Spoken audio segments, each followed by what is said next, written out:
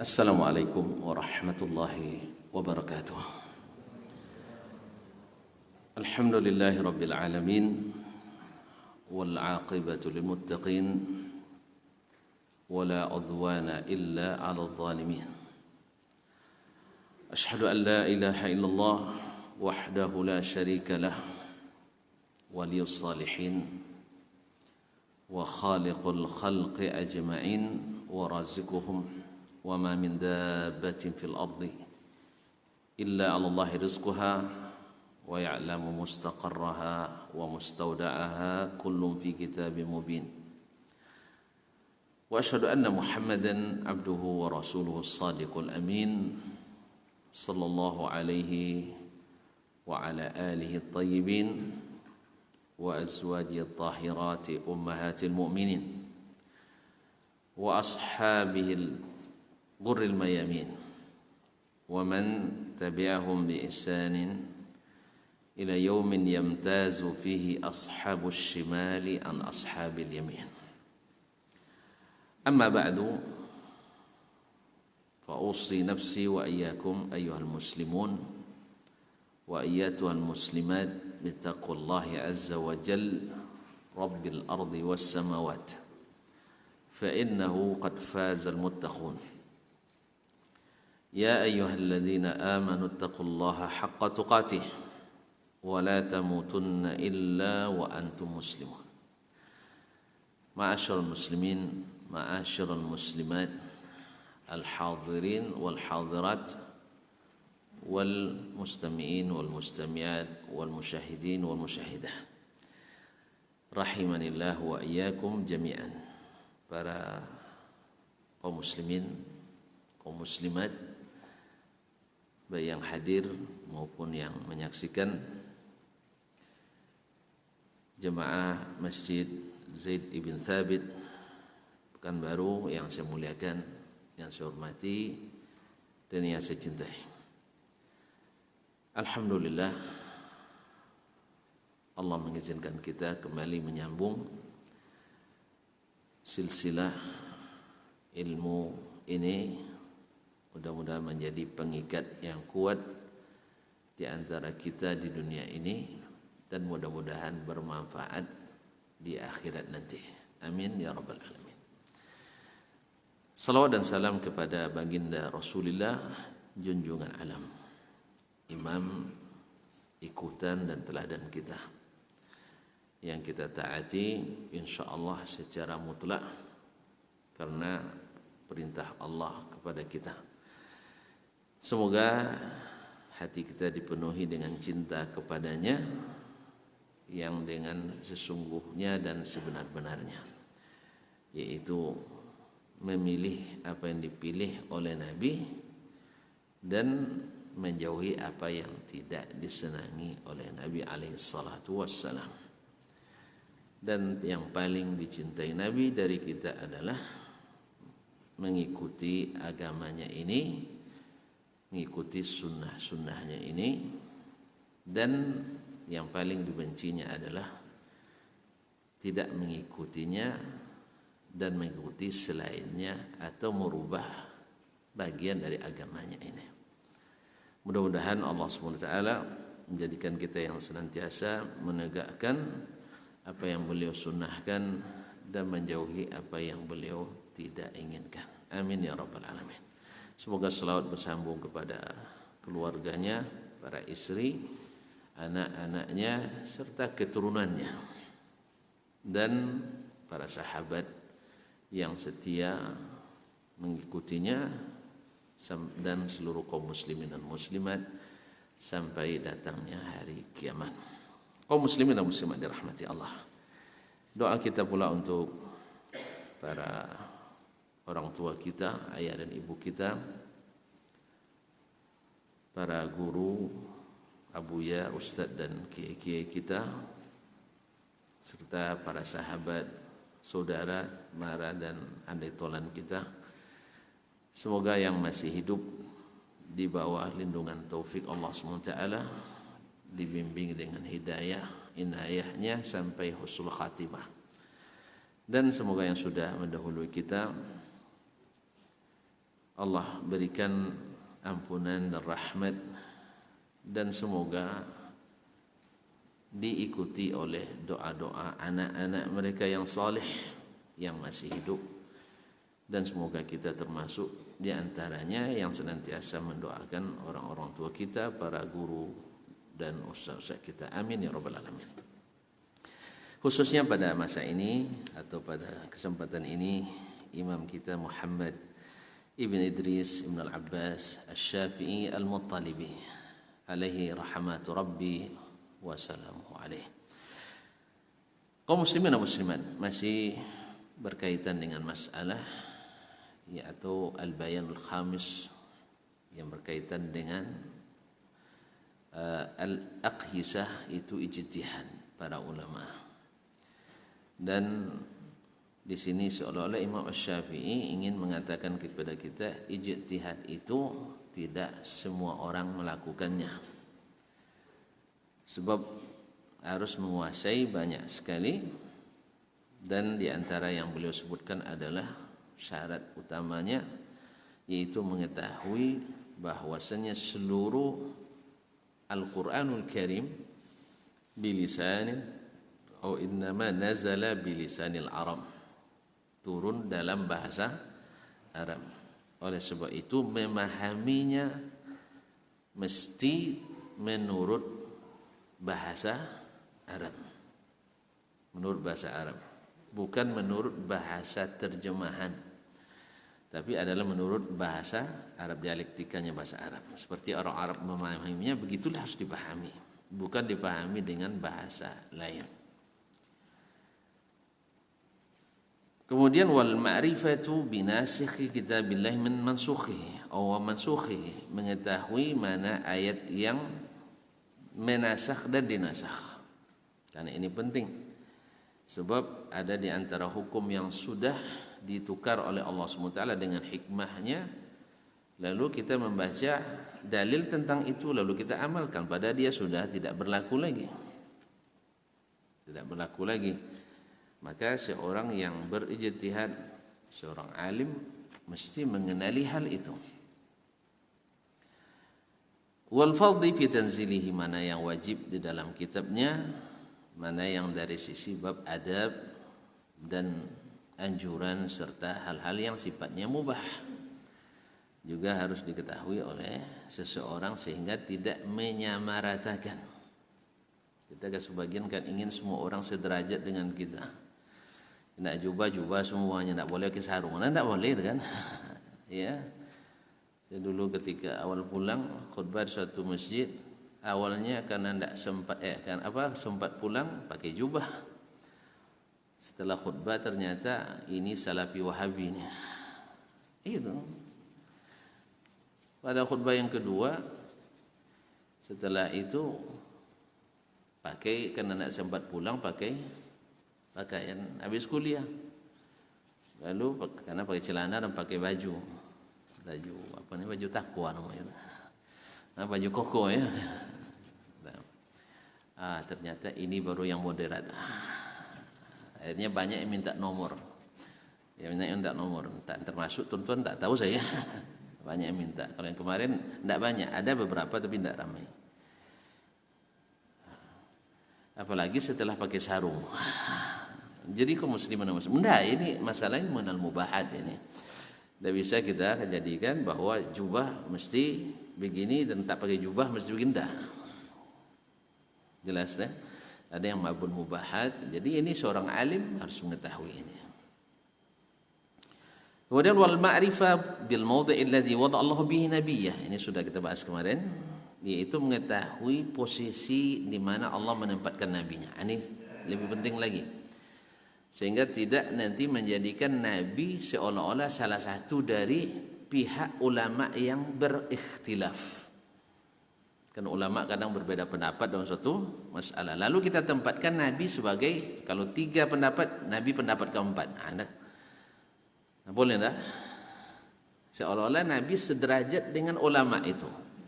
Dan ini banyak terjadi, khususnya di kalangan al-muta'assibah, orang-orang yang fanatik terhadap mazhabnya, terhadap alirannya, terhadap syekhnya, kiai dan buyahnya.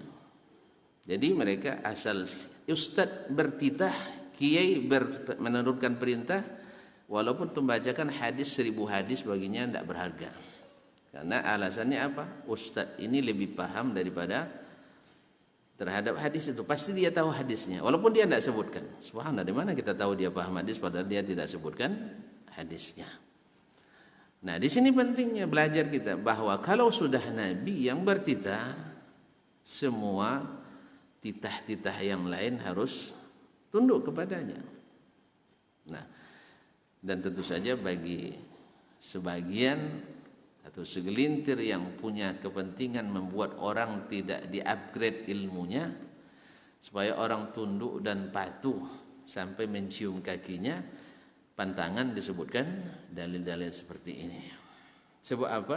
Wallahu alam. Mungkin khawatir umatnya sesat, tidak ngikuti dia, walaupun ngikuti Rasulullah sallallahu alaihi wasallam. Ada tapi tidak banyak. Tergantung tempat saja. Ya, kalau kurang ilmu tegak-tegak di situ sunnah, banyak yang seperti ini. Tapi kalau seandainya ilmu ditinggikan, insyaallah tidak ramai yang seperti ini.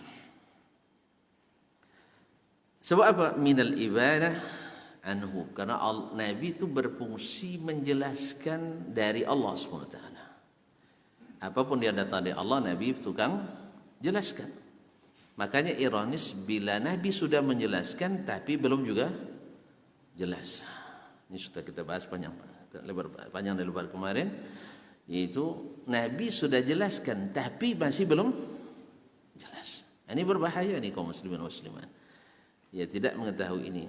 Apalagi hal-hal yang sifatnya tidak masuk ruang ijtihad, yang hanya sifatnya berita semata, karena tidak masuk analogi di dalamnya, tidak bisa diukur dengan makhluk tentang Allah SWT.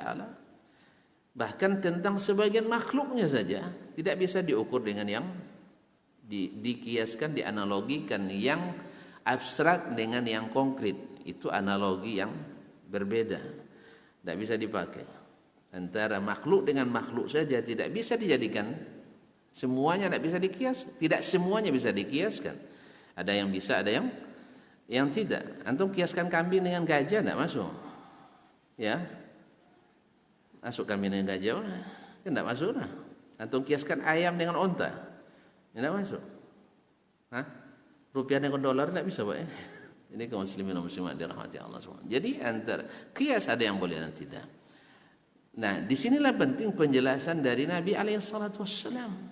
Dan penjelasan Nabi sudah diterima oleh Allah di saat Allah menurunkan al-yawma akmaltu lakum dinakum wa atmamtu alaikum ni'mati wa raditu lakumul islam madina. Laporan hasil kerja Nabi diterima dengan predikat wajar tanpa, ini analogi kan ya, tapi kan ini wajar tanpa pengecualian, tanpa catatan. Jadi tidak ada lagi inovasi, tidak ada lagi kreasi, tidak ada lagi modifikasi. Tinggal antum meniru, khususnya yang berkaitan dengan berita semata. Berita semata. Nah, di saat orang mulai berkreasi, memodifikasi, merubah metodologi, akhirnya lahirlah keyakinan-keyakinan yang tidak diajarkan oleh Nabi SAW. Kemudian untuk melegitimasinya terpaksalah dipelintir Al-Quran dan hadis. Pertama, Al-Quran kan tidak mungkin ditolak, maka dipelintir ayat-ayat itu. Makanya Abdullah bin Abbas, Abu Sa'id Al-Khudri, dan juga dari Abdullah bin Umar dan ayahnya Umar bin Khattab mengatakan, man hajjaka bil kitab fahajjahu bis sunnah. bila kamu dihujahi orang atau maksudnya dibantah orang, ini Al-Quran ini lebih tinggi dari hadis, kata mereka. Katakan kalau ada yang berhujah Al-Quran lalu balas dengan hadis. Kenapa? Karena hadis menjelaskan. Kalau ada yang belum jelas Al-Quran, hadis inilah posisi kata Imam Asy-Syafi'i rahimahullah taala.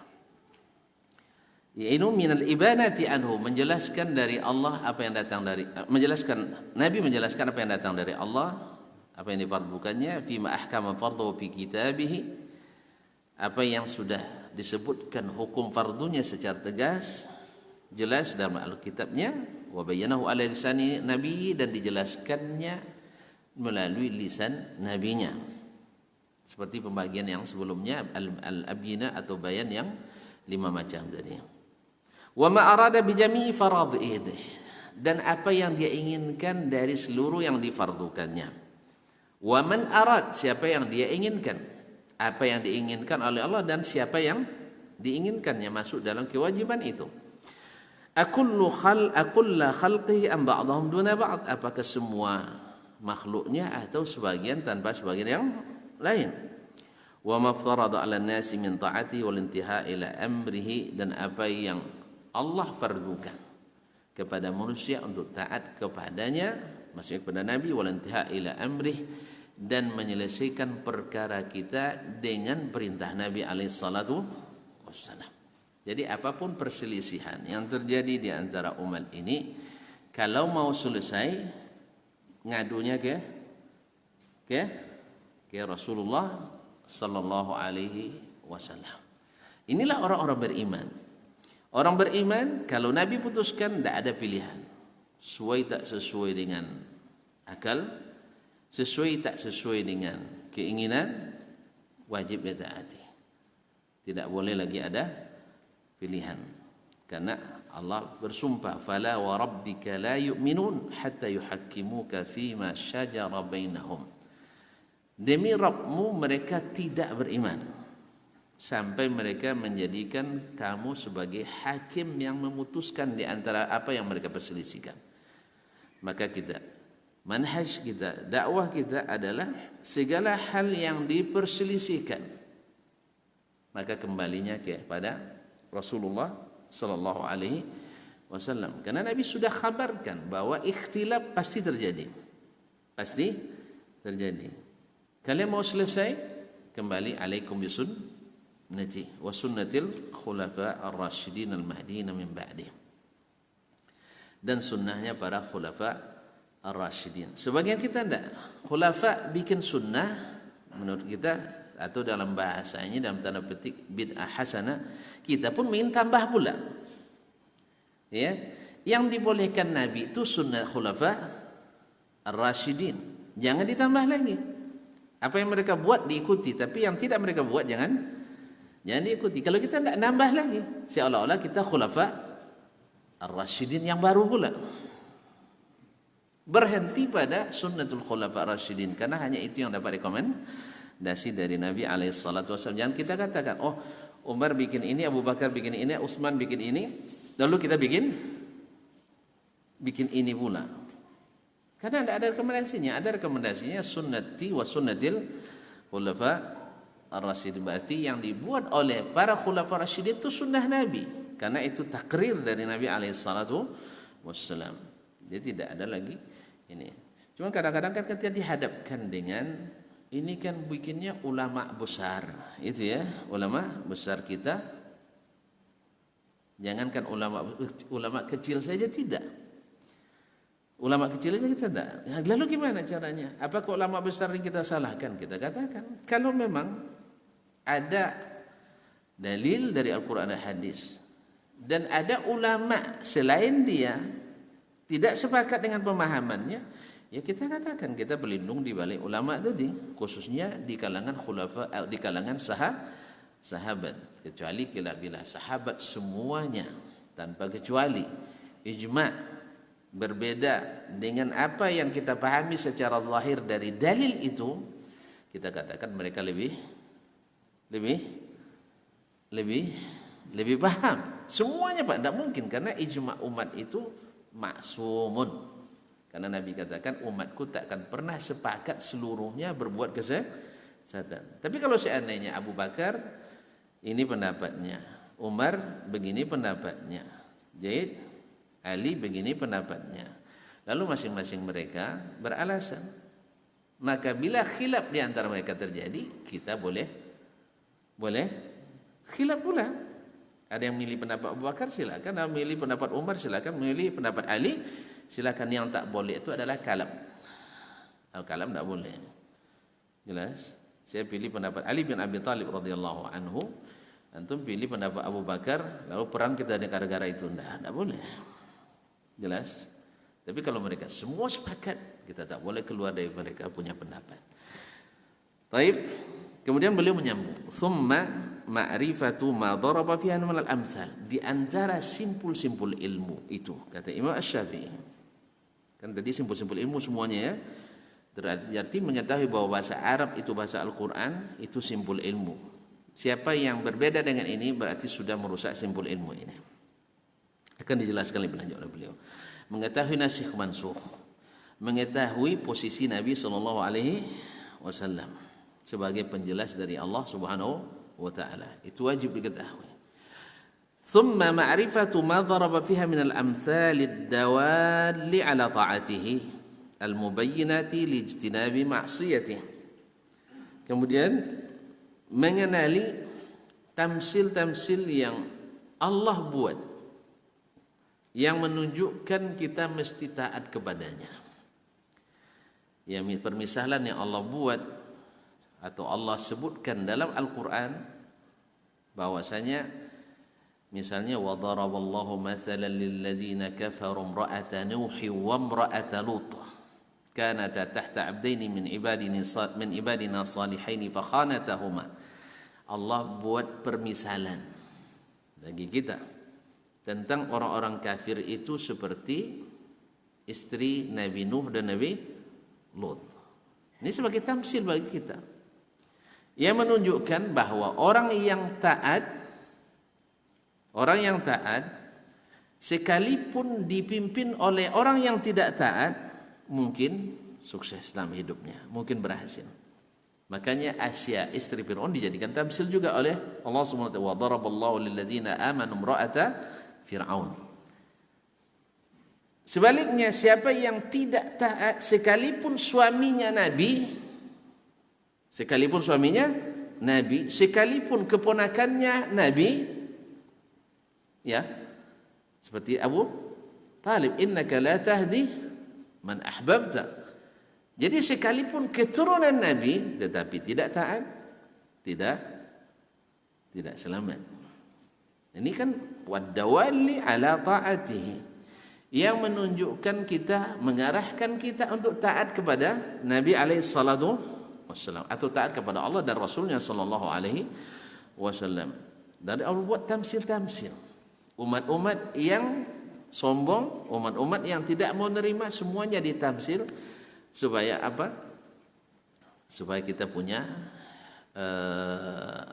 punya semangat untuk berbuat taat dan takut melakukan maksiat. Al-mubayyinah lijtinabi ma'siyatihi, yang menjelaskan agar dijauhi maksiat kepadanya.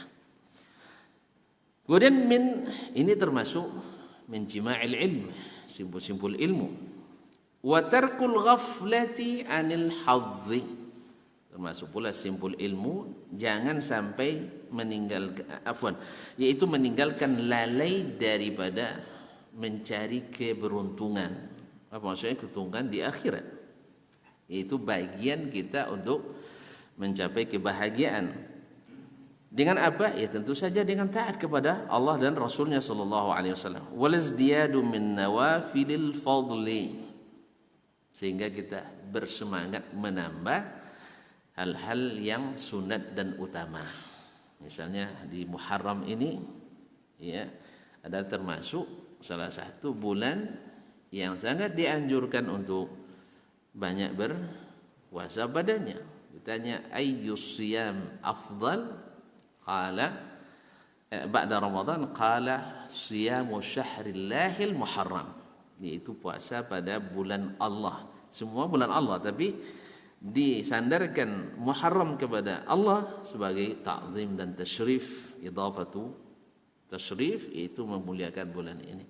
Nah, bagi orang yang membaca bagaimana kisah-kisah orang saleh, kisah-kisah nabi dan para rasulnya yang selamat baik di dunia maupun akhirat, adalah orang-orang yang tidak lalai dari berbuat taat dan tambahan fadilat-fadilat.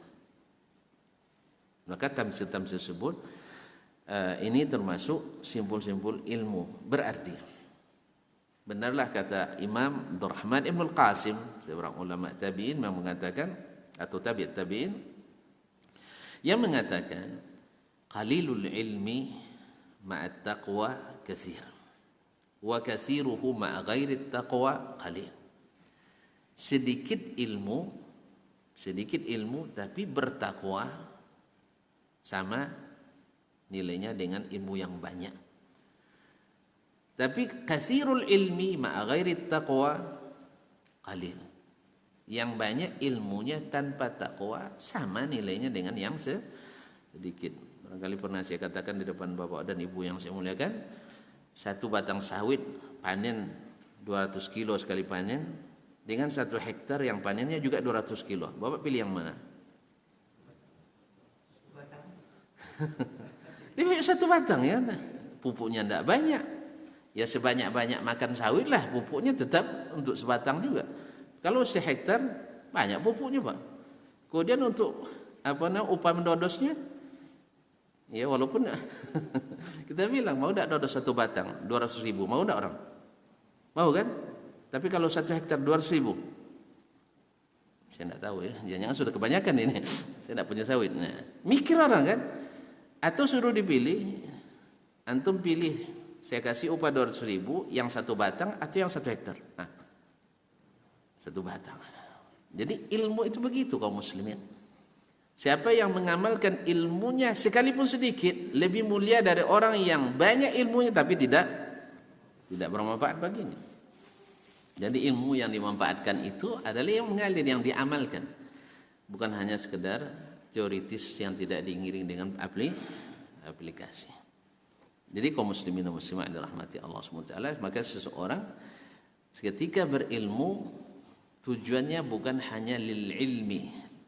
Al ilmu laysa lil ilmi li dzatihi. Ilmu itu bukan hanya untuk ilmu tapi lil amal. Makanya kaum muslimin dan muslimat dirahmati Allah, para as-salaf dulu ketika menuntut ilmu itu lebih banyak melihat amal gurunya daripada bicara gurunya. Jadi amalannya. Jadi mereka itu ketika bicara tentang suatu masalah, tentang iman misalnya, terlihat imannya. Ya kalau kita kadang bicara tentang ayat iman, terlihat pengingkarannya. Tidak dalilnya, muter-muter kemana-mana, akhirnya tidak percaya dan yakin. Demikian juga dengan amal. Ketika datang perintah, Masya Allah, dari awalnya al-aslu fil amri lil wujub, hukum asalnya perintah itu wajib, menjadi hukum asalnya menjadi enggak apa-apa mubah. Nah, itu masalahnya. Jadi kaum muslimin, jadi tak terlihat amal itu nyata. Oleh itu kaum muslimin, Ibunda Sufyan Ats-Tsauri rahimahullah wa rahimahu, yani rahimahumullah, ketika melepas anaknya belajar, Imam Sufyan Ats-Tsauri tahu ya? Wafat 160 Hijriah, beliau imam dan ahli fikihnya di Kufah atau di Irak lah secara umum. Ketika diantar oleh ibundanya, dia katakan, ya bunayya utlubil ilm, wahai anakku, pergilah kau nuntut ilmu. Tsumma anzur, kemudian tolong lihat, in hasuna adabuk fi 3 ayyam, kalau tambah baik adabmu dalam 3 hari, tidak banyak, tidak ada 100, tidak 1 semester, 3 hari, famdi ala barakatillah, maka teruslah kamu belajar atas berkat Allah Subhanahu wa taala. Walakin kalau tidak, farji' falasta min ahlihi. Kalau kamu tak berubah adabnya dalam 3 hari, maka balik ke sini, tolong abu belanja, tolong ibu kerja mencari nafkah. Lasta min ahli, kamu bukan termasuk ahli ilmu. Jadi subhanallah, ini ibu-ibu kita harus seperti ini. Pesannya pada anak-anak, jangan bilang nanti kamu belajar nak supaya nanti banyak cari duit, kan gitu banyak rata-rata. Sudah jadi orang katanya, tuh lihat si anu mobilnya begini, tuh lihat si anu rumahnya begitu, lihat si anu istrinya segini. Jadi kaum muslimin muslimat, itu yang ditonjol pada anak-anak kita. Kaum muslimin itu tak diajarkan pun pandai semuanya. Iya enggak? Semuanya pandai, enggak diajar pun pandai dengan cari duit itu semua orang pandai. Ya, tanpa diajarkan, apalagi kalau diajarkan. Semua orang tuh pandai nak berbini walaupun tak diajarkan. Ya Pak? Ada kuliah perbinian dulu enggak ada? Ada yang kuliah. Semuanya langsung asal besar dah pandai aja. Belum diizin sama orang tua dah rengek-rengek dia, mak nak bini katanya. Kata maknya selesai S2 dulu katanya. Masya Allah. Kadang-kadang orang tua ni Masya Allah. Ya. Saya pernah membantu sebagian teman, sudah selesai S2 belum boleh sama ibunya menikah. Saya tak tahu ya, saya tak pernah jadi ibu. Jadi kenapa ibu tu berat melepas anak laki-laki jumpa istri? Tak tahu Pak. Pak Rahli mengatakan anak laki-laki anak ibu Pak, anak perempuan anak ayahnya. Betul ya? Tak tahu juga. Kata orang Arab yang mengatakan kullu afatatin mu'jabatun bi abiha, seluruh anak gadis itu mengidolakan ayahnya. Dan seorang ibu paling cemburu bila anaknya hanya memperhatikan istrinya. Kalau bagi ayah tidak apa-apa, wajar dia, karena dia juga memperhatikan istrinya. Tapi bagi ibu, kalau sempat beristri tuan-tuan tak perhatikan ibu, dia akan bersedih. Jelas? Jelas oh? Perlu belajar lagi nampaknya. Jadi kaum muslimin semua ada pandai tanpa diajarkan. Maka ini pesan orang tuanya. Lihat adabmu bertambah baik atau tidak. Hanya 3 hari katanya. Kalau 3 hari tak berubah, berarti kamu bukan ahlinya. Berarti gurumu juga tak sukses ngajarmu. Jadi kaum muslimin dan muslimat dirahmati Allah, kita juga sekarang juga harus perhatikan pendidikan anak kita.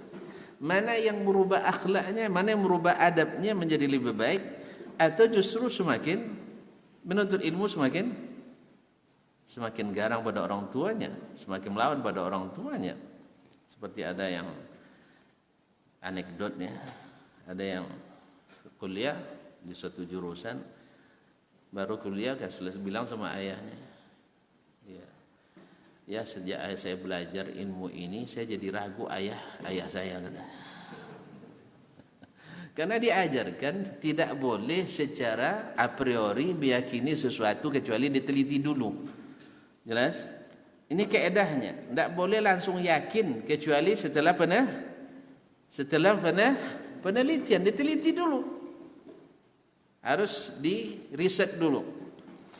Akhirnya dia bawakan ke ayahnya. Ayah harus di riset dulu, benar dah ayah saya.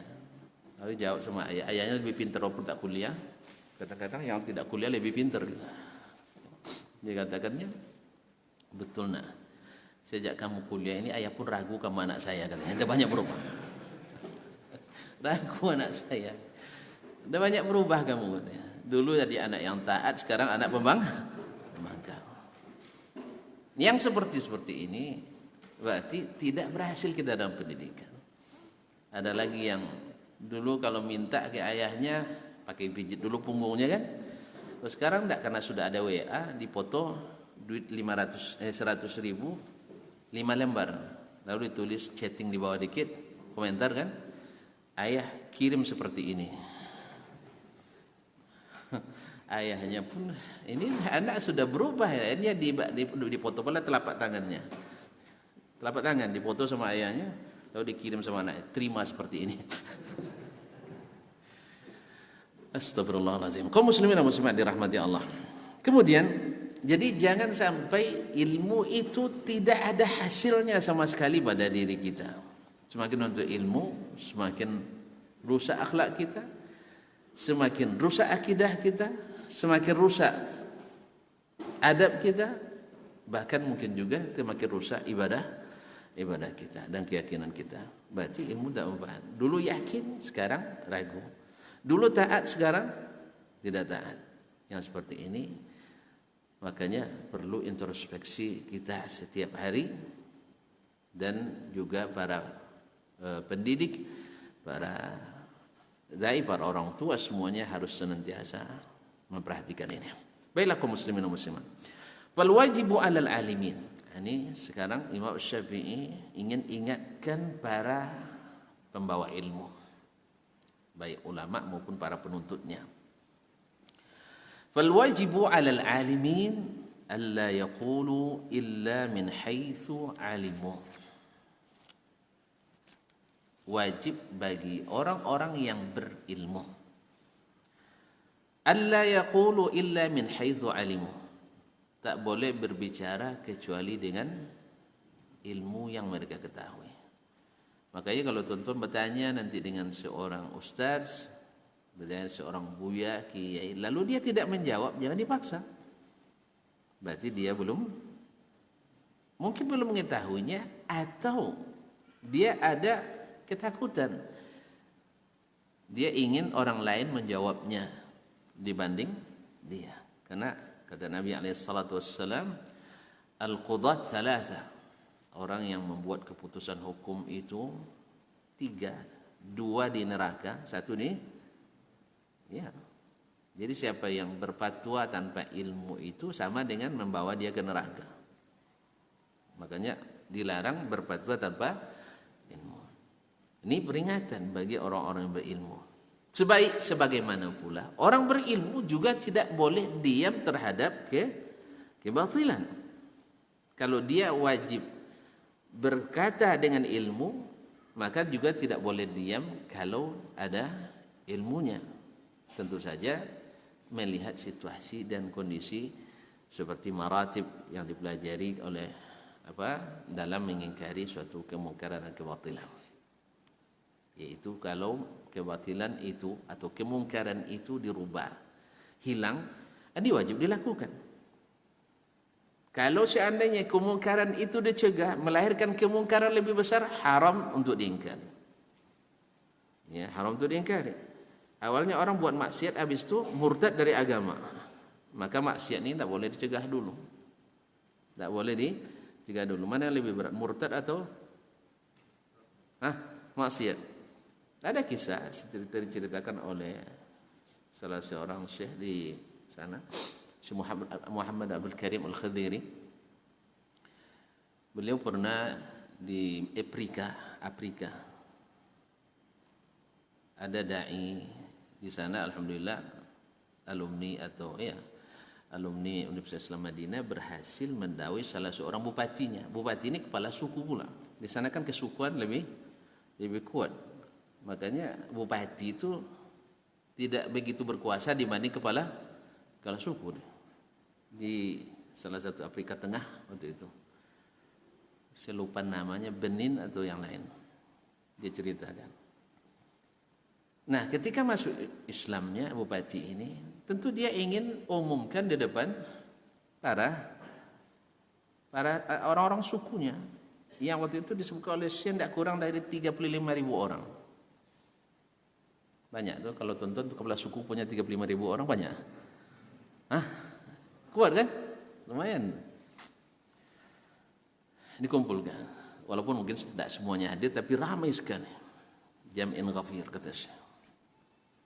Melihat orang ramai seperti itu, udah mulai goyang nih. Sebab apa? Apakah seperti yang terjadi pada pemimpin-pemimpin masa lalu, kan seperti Heraklius dulu? Apakah setelah nanti dia masuk Islam, orang ini masih di bawah kendalinya atau tidak? Berat kaum muslimin, orang biasa dihormati tiba-tiba direndahkan. Berat baginya. Akhirnya ragu dia. Kembali ragu. Akhirnya dia minta waktu sama Syekh. Mohon maaf, saya tidak bisa mengumumkan masuk Islam hari ini.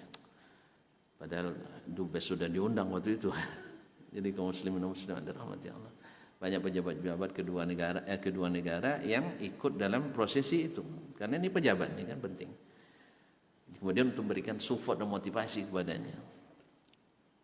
Akhirnya dia ragu lagi masuk Islam. Aku masuk Islam. Dia masuk sendirian ke dalam, mungkin ya bergejolak pikirannya, masuk ke ruang khususnya, tidak keluar lebih 1 jam katanya. Bayangkan 1 jam lebih tidak keluar.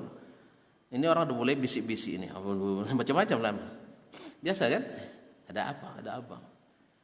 Akhirnya Syekh berpikir, dia cerita langsung ke kita.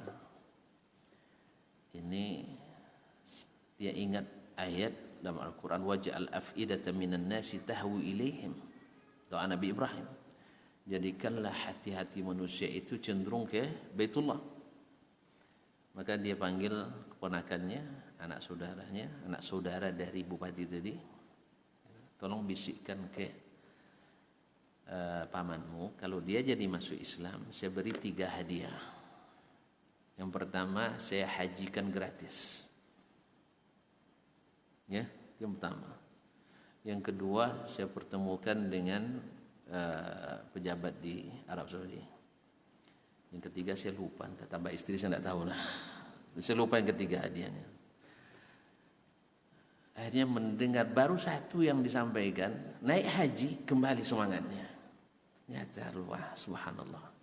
Ka'bah ini di hati siapapun, ini sangat besar kaum muslimin. Berkat doa Nabi Ibrahim AS. Lalu dia dah semangat kembali, lalu dia umumkan masuk Islam. Selesai syahadat, dia mulai berbisik sama Syekh melalui penterjemah tadi, kawan yang dari Madinah tadi. Biasanya kami acara-acara besar ini ada pesta. Saya tidak tahu bentuk pestanya seperti apa, yang jelas menurut Bapak, kalau Bapak yang di Syekh gimana waktu itu? Haram gitu ya? Langsung haram? Hah? Kalau betul tidak bisa jadi Syekh. Iya, sekarang masalahnya antara maksiat dengan murtad. Mana yang berat? Berat murtad. Ini maksud saya. Jadi betul, setelah itu kata Syekh, keluar para penari. Tapi masih laki-laki, Pak. Jangan salah bayangkan dulu. Penari laki-laki. Yang tariannya kata Syekh, subhanallah, ma ra'aitu mithlahu qat. Tak pernah saya lihat tarian seperti itu. Entah gimana, saya juga tidak tahu gimana. Pokoknya tarian yang luar biasa. Para pemuda dan yang menari itu. Lalu tak lama, yang mahasiswa ini kan sudah tahu adat budaya di sana kan, selesai nanti pemuda tentu datang. Apa lawan pemuda, Pak? Pemudi. Syekh, pada kali dia yakhrujun nisa. Sebentar lagi akan keluar penari perempuan. Gimana cara Syekh? Kata Syekh, uskut anta, diam. Jangan sekarang. Itu bagian kamu nanti. Bagian dia pun tidak selesai semua, tidak bisa. Jelas tuan-tuan? Jelas? Makanya kalau tidak jelas berarti belum bisa jadi syekh, tuan-tuan. Kalau belum jelas, kita kan inginnya semuanya totalitas ya. Tidak bisa kaum muslimin, tidak bisa. Ini makanya prioritasi dakwah ini penting dipelajari. Bagaimana Nabi SAW jangan punya semangat seperti Umar semuanya. Ya, harus ada yang seperti Abu Bakar. Tidak bisa semuanya langsung dirubah. Nah, ini bukan bab ini sekarang. Saya ingin bikin contoh saja. Akhirnya betul-betul keluar lagi perempuan. Saya hanya bilang inna lillahi wa inna ilaihi raji'un sambil berdoa, ya Allah cepatlah selesai, sudah mati lampu. Ini saya kita bisa. Ya jelas kan? Rabbana la tu'akhidna in nasina aw akhtana. Karena ini masalahnya dia baru saja melihat orang itu saja sudah ragu dia masuk Islam. Apalagi setelah dilarang. Dan ini pernah terjadi di Dammam, Arab Saudi, pernah 8 orang teknisi dari Korea Selatan masuk Islam. Nah, masuk Islam. Dibawa ke masjid. untuk syahadat biasa ya. Ada seorang pemuda, anak muda, semangat luar biasa. Lalu dia mencak-mencak, ini orang ke mana masjid, orang kafir masuk masjid. Kan belum syahadat kan? Dia tanya lagi, sudah sunat apa belum? Tentu belum lagi lah. Dia kedengar sebab dia marah-marah gitu tuh. Gue ditanya sama oleh orang-orang Korea tuh sama penterjemah tadi. Ya, diterjemahkan, dia tanya, apa yang dia katakan? Mereka nanya, kalian belum disunat atau belum? Orang tuh tidak paham makna sunat tuh, kita. Ya, Anda di kita tuh belum, dia tanya, minta lagi penjelasan. Yang menjelaskan, mungkin bahasa Inggrisnya juga barangkali terlalu vulgar penjelasannya, akhirnya mereka ketakutan. Akhirnya mengatakan, mohon maaf kami tidak bisa menyebut. Akhirnya batal masuk Islam. Mana yang lebih tinggi Pak? Syahadat atau sunat? Hah? Syahadat. Jadi ini masalahnya, ini dakwah ini tak semua orang bisa. Jadi kalau mohon maaf kaum muslimin, jadi harus paham. Nah, ini masuk bab lain ya. Nantilah kita. Jelas?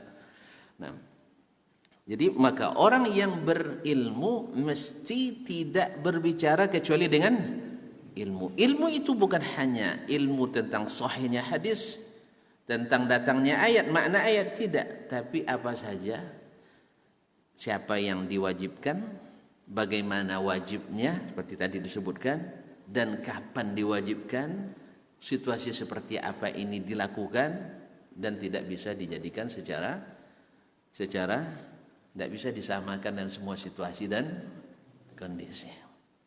Kalau memang ingin mengajak orang kembali atau mengajak orang kepada iman dan Islam yang benar. Jadi diamnya seseorang dai bukan berarti dia ini. Maka hikmah itu kaum muslimin dan muslimat, Nabi alaihi salatu wasallam berapa kali harus menandatangani perjanjian yang zahirnya pelecehan terhadap Islam. Tentu masih ingat perjanjian Hudaybiyah? Masih? Apa perjanjiannya? Nabi yang dari jarak 400 kilo lebih sudah tinggal 60 kilo harus balik lagi dan membatalkan umrahnya. Berat enggak? Batal umrah berat enggak? Dia bawa candung, bawa parang orang gara-gara enggak jadi umrah kan? Belum berangkat ini. Apalagi kalau sudah mau sampai. Dan itu ada perasaan itu dalam sahabat. Di kalangan sahabat ada perasaan itu. Masa kita dihinakan seperti ini ya Rasulullah? Apa jawaban Nabi? Ya Umar, inni Rasulullah. Umar, saya ini Rasulullah. Ya Rasulullah mungkin salah? Rasulullah mungkin salah? Enggak. Jadi mengikut Rasul itu bukan pada amalan saja, tapi juga dalam siasah hikmah dakwahnya. Karena mungkin di pandangan kita itu adalah masalah, di pandangan Allah dan Rasulnya tidak masalah. Maka tidak semua orang harus ikut campur dalam suatu masalah dakwah. Dan tidak semua orang, walaupun dia hafal Al-Quran dan hadis, tapi kalau tidak paham yang seperti ini tidak boleh berkomentar. Walaupun sudah ngaji 20 tahun, tidak bisa. Karena harus dibedakan antara dakwah dengan ilmu. Ilmu ini ada kadang-kadang, tentu pernah dengar siapa yang paling termasuk di abad ini yang paling mendakwahkan dakwah kepada sunnah di Aljazair waktu itu penjajahan Perancis, yaitu Syekh Abdul Hamid bin Badish. Dia memfatwakan hari itu wajib berpemahaman sekuler. Apa hukumnya itu? Saya nak nanya, ada yang berilmu di sini? Apa hukumnya pemahaman sekuler? Wajib, sunat, makruh, haram? Nah, Masya Allah, haram. Satu cuma yang alim ya. Haram. Meyakini sekularitas haram. Kalau tidak mau dikatakan keluar dari Islam. Baik.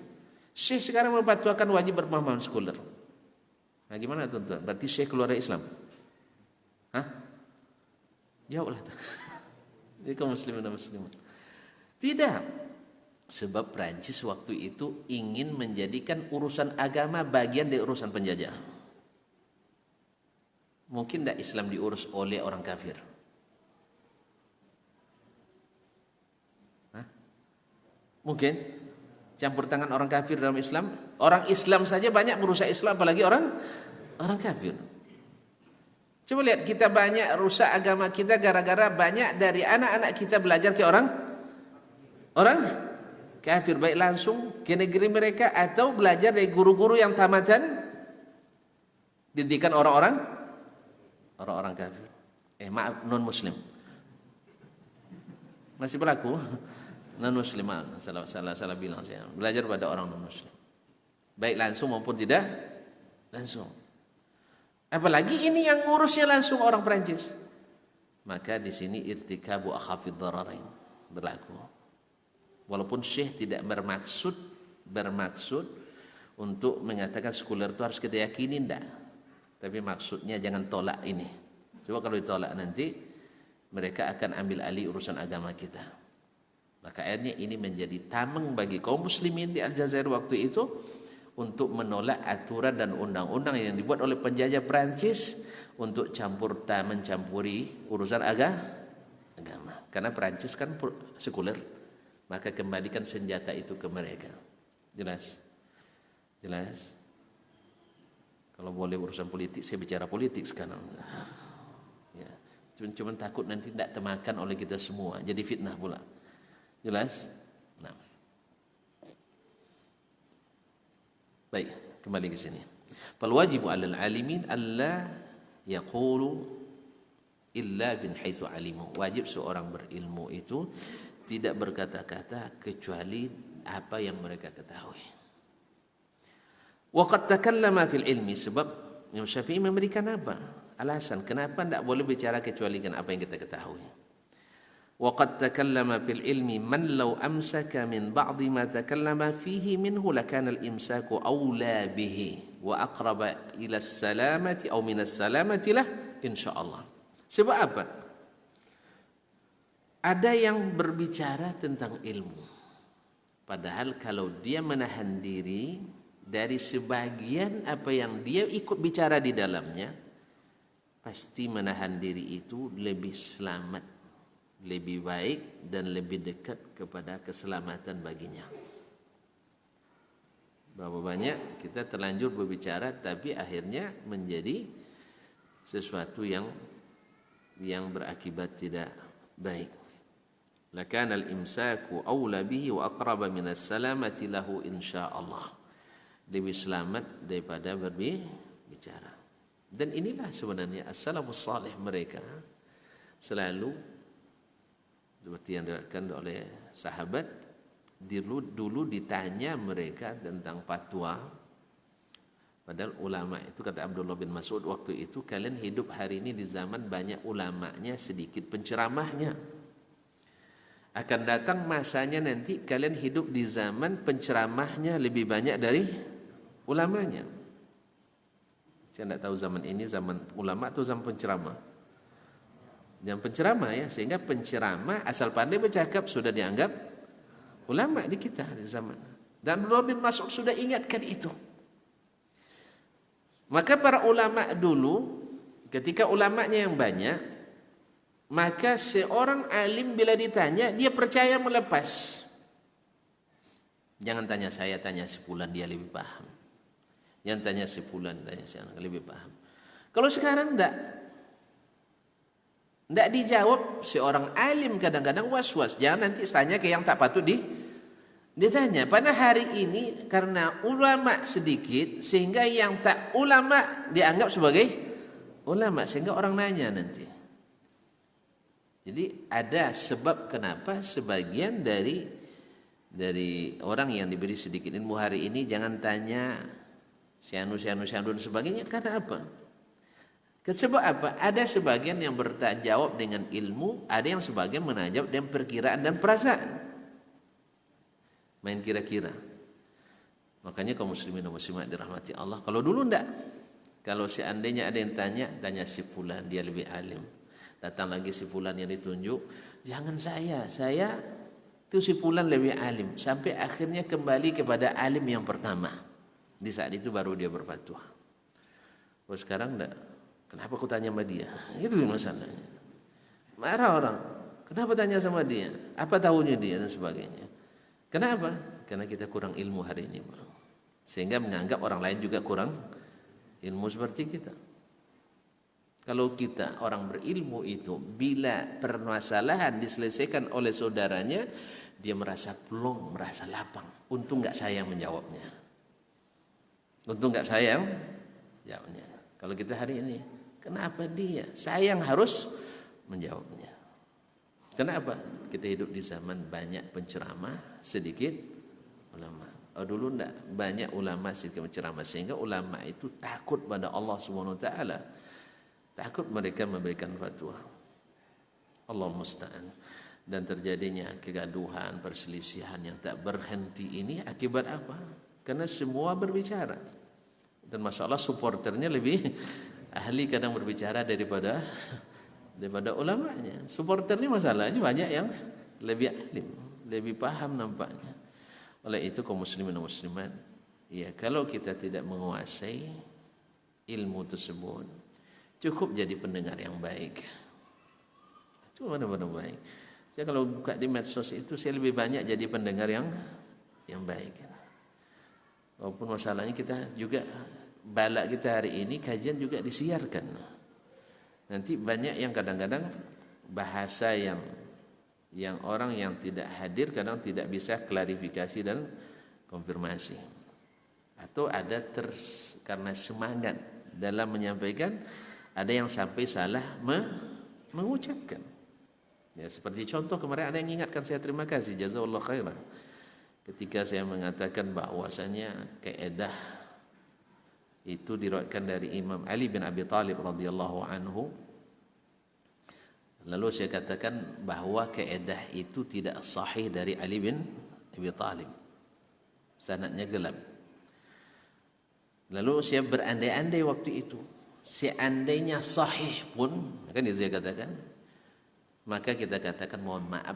Ini saya terpaksa ulang supaya ini diralat ya, diralat. Mohon maaf Pak Ali. Nah, istilah Pak Ali ini sebenarnya tak patut saya katakan. Saya akui itu dan saya istighfar pada Allah SWT. Walaupun di waktu itu saya sadar waktu langsung saya katakan radhiyallahu anhu, maaf saya katakan, tapi karena sudah terlanjur terucap.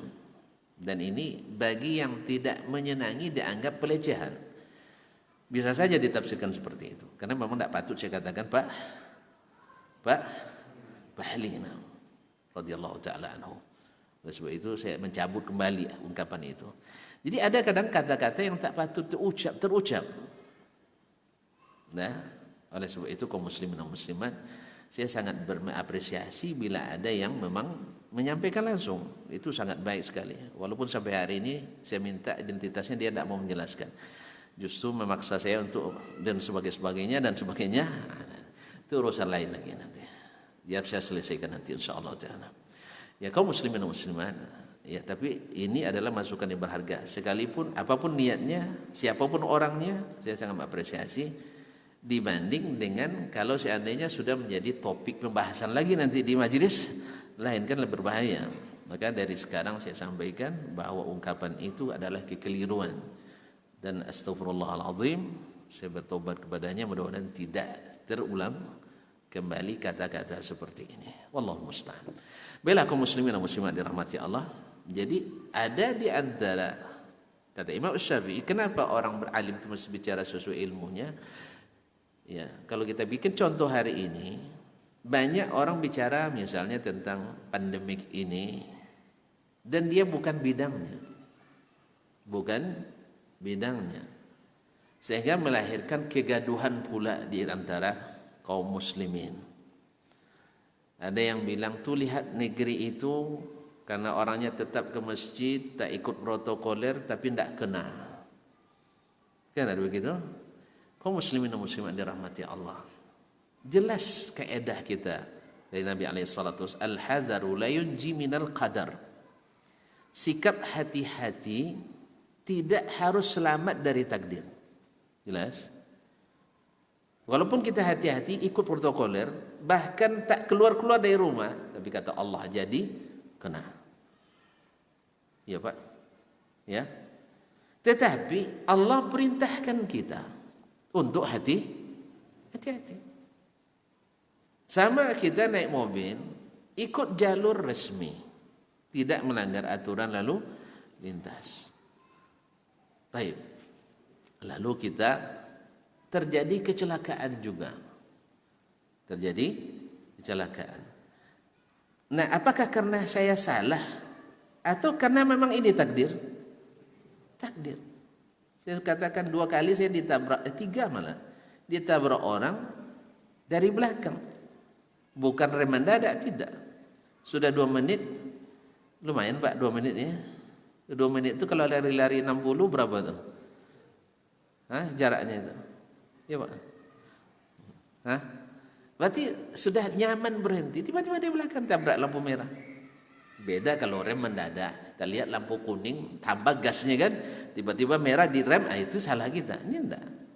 Sudah nyaman, sudah sudah pakai handbrake gitu, sudah selesai. 2 menit.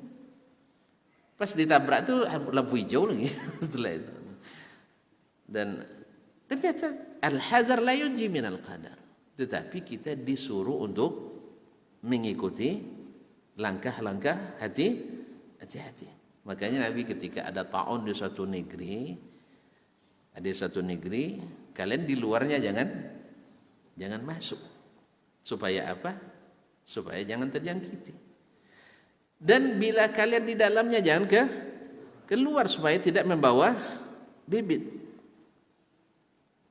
Walaupun negeri yang tidak ada aslinya bibit itu, Allah Maha Kuasa untuk bawa ke situ. Sah? Sebab yang pertama siapa yang bawa ke Wuhan dulu? Siapa yang bawa? Hah? Dari mana datang? Tiba-tiba gitu aja? Enggak, Allah yang ciptakan. Makanya ikuti. Maka jangan bicara kecuali di bidang yang kita pahami.